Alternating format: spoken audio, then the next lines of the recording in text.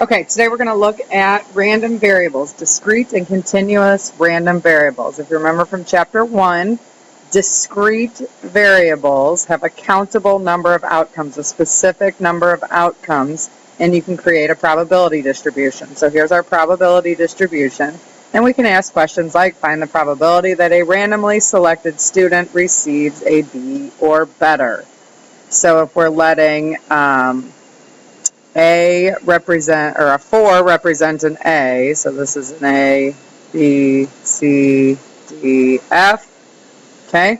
Then getting a B or better is a 3 or above, which is 0.3 plus 0.15, which is 0.45 or 45%. So now other things we can do with a discrete random variable is calculate the mean. What we call this a lot in statistics is the expected value. What do you expect to occur? Over time, what do you expect? What can any student expect to receive in my class? Or what is the average over a long period of time? Okay, so to do that, we take each individual x times the probability, and then we add them together. So we're going to multiply each of these sets and then add them together. So when we do that, we end up with 2.25. So you can expect a student in my class to earn a 2.25 on this 0 to 4 scale, which is just above a C. Okay? So let's look at the Missouri lottery. If you can match the three numbers exactly, you win $500. How much can you expect to win? So we're going to make our own probability distribution. And we are either winning nothing, or we are winning $500. Those are our different values that we will win. What's the probability? Well, it's a pick 3, and we win if we match exactly. So that means there's 10 by 10 by 10 different 3-number combinations, which is 1,000. So there's 1,000 ways of winning.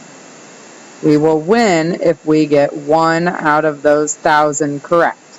Otherwise, we will not win, or we will win $0, which is 999 out of 1,000. So what can we expect to win in the long run? Over time, what can we expect to win?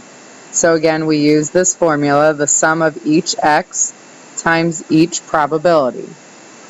Okay, so again, we're going to take those two, multiply them together, plus those two, multiply them together. And we end up with 0.5. And what does that mean? That means over time, playing this over and over and over and over again, we will win, on average, 50 cents per play. Okay, and we'll talk more about this, but if it's 50 cents per play is what we're winning on average over time, if you know anything about the lottery, you're paying $1, which is why the lottery is not a very good bet. So here is a better explanation of expected value. So we predict in the long run, the average is going to be 50 cents every time you buy a ticket. Okay? Are you ever going to actually win 50 cents? No, because you're either winning $0 or $500. So if you look at it from the state standpoint, lottery tickets cost $1. So in the long run, the state keeps half of the money that everyone bets to play the lottery. Okay, now we're going to do the variances of discrete random variables, and that follows this calculation right here. So each x minus the mean, which is going to be a set value, squared times that probability, and then you're going to add all those up. So we're going to take 0 minus the mean of 2.25, and we're going to square that times the probability of 0.1. Plus, and then we're going to continue that on for all of those. And you should get 1.3875, or we'll do 1.39 is the variance in the scores. Go ahead and do the same calculations for the Missouri lottery, and we'll look at that answer tomorrow. And then here's your example that you're going to do. We're going to toss 4 coins and record the number of heads. Create a probability distribution and find the mean and standard deviation of x. So our random variable is going to equal the number of heads. And I'm going to start for you the probability distribution, which is going to be xi and pi. So what are our possible number of x? We can have 0 heads, 1, 2, 3, and 4.